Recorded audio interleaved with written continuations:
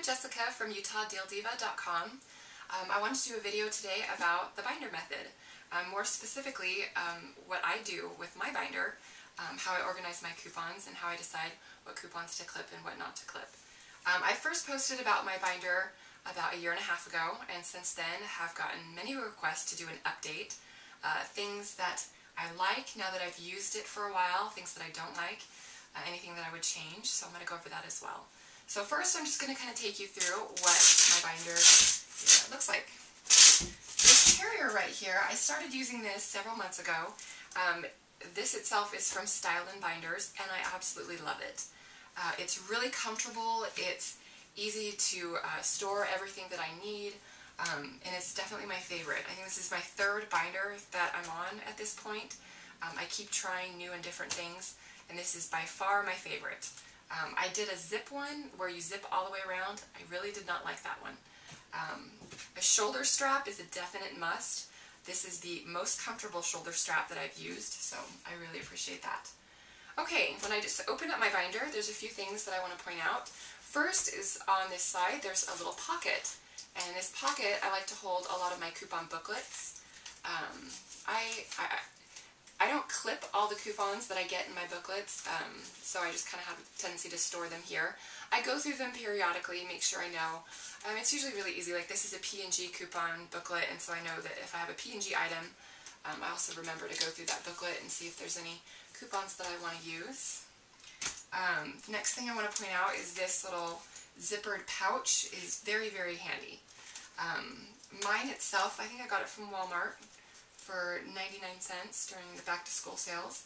Mine has two different compartments. The first compartment I use to hold my calculator, and a pair of scissors, very, very useful, and a pen, so I can cross stuff off my list. Alright, the second pouch, what I'd like to do with this pouch is as I'm in the store and as I'm pulling coupons out from my binder or wherever, I like to put them right here as the coupons that I'm using. And so when I reach checkout, it's really easy to just pull them all out of this little pouch and be good to go. The first part of my binder is what I like to call very important coupons. This first section is almost empty, as you can see. What I do is when I'm planning a trip, I have a tendency to put all the coupons that I'm going to use paperclip together, and I usually just put them right here.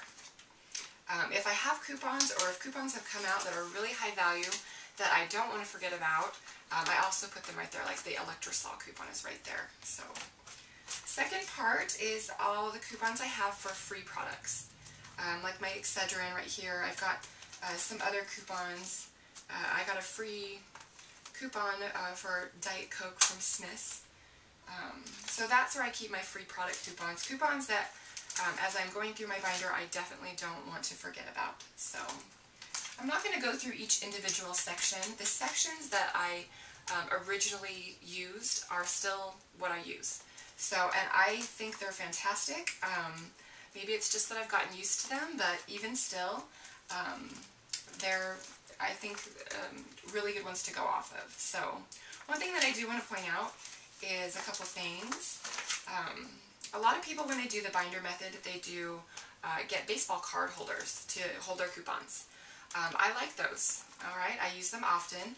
However, I also have a different kind of holder here, and this is for, it holds photos. So it's just 3 pouches, and the pouches are a lot larger than the baseball card holders, which it's really nice because like these, sometimes we just get larger coupons. And instead of having to fold them into really small little boxes, it's nice to be able to have them out just like this. The more coupon you have showing, obviously it's easier to see what item the coupon is for, as well as the expiration date. So that's important. One other thing I want to point out is these dividers. These are my second round of dividers that I've gotten, and I love these. They're just clear. They poke out a little bit more than the first ones I got, and so I can see the categories easier. And the feature that I really like is they have a pouch on each side. Sometimes, like right here, I'm storing coupons in them, or I'll store just different like sale flyers or whatnot in them, so they're really, really handy. One other thing that I store in those pouches is at the very back of my binder, I have a tendency to store whole inserts. Now the whole thing about my method is I really like to clip as few coupons as possible.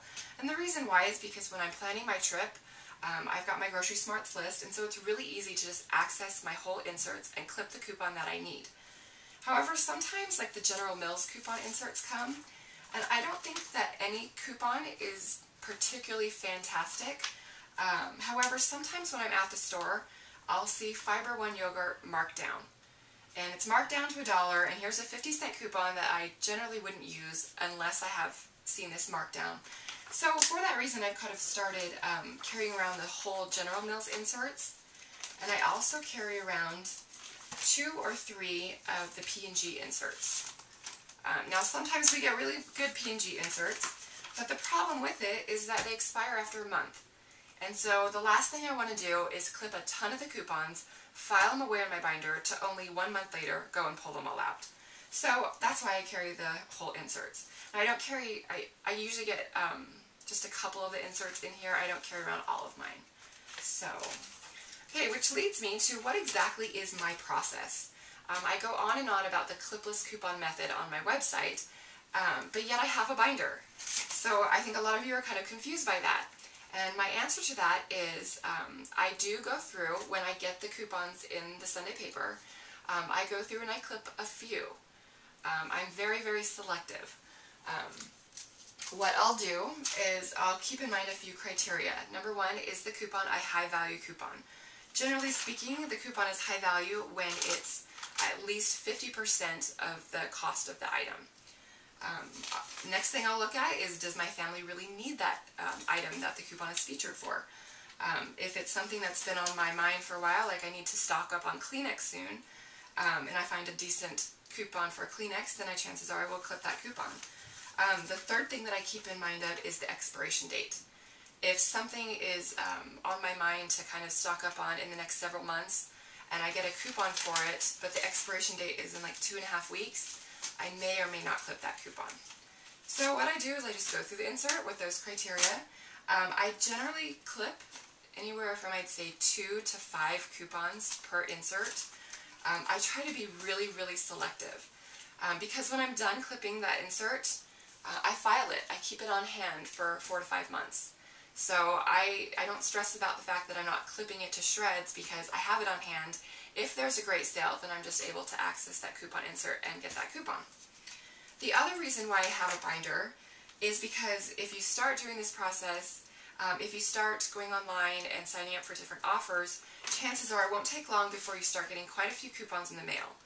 And I really struggled with what to do with all those coupons that are coming in the mail before I started this method. And so now it's really easy. If the coupon comes and it's a high value coupon or whatnot, then I will definitely add it to my binder. Likewise, if I'm going around the store and I see a coupon that I'm interested in, it's really nice to be able to just pick up that coupon and go ahead and file it away in my binder. Likewise, printouts from Smith's, different store coupons.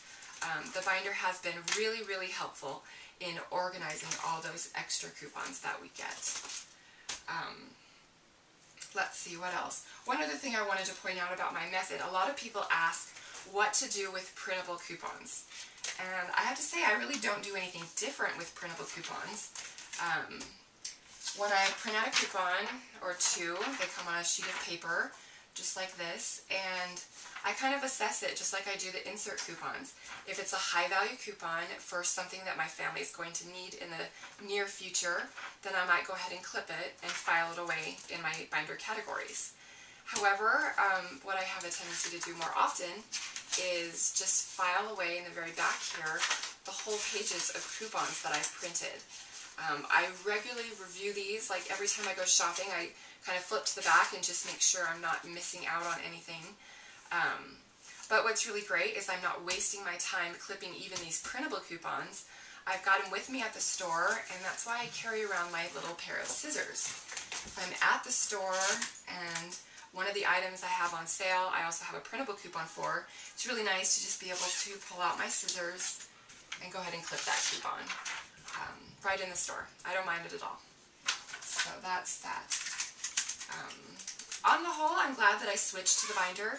it can be kind of cumbersome to maintain, being as I have to pull out those coupons that are expired. However, really, I don't clip many coupons.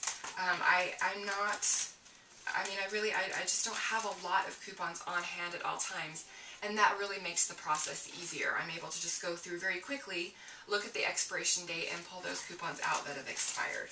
And I probably do that about I try to do it once every month. Realistically, I do it probably once every 5 or 6 weeks. So that's my binder method. Let me know if you guys have any questions. Thanks.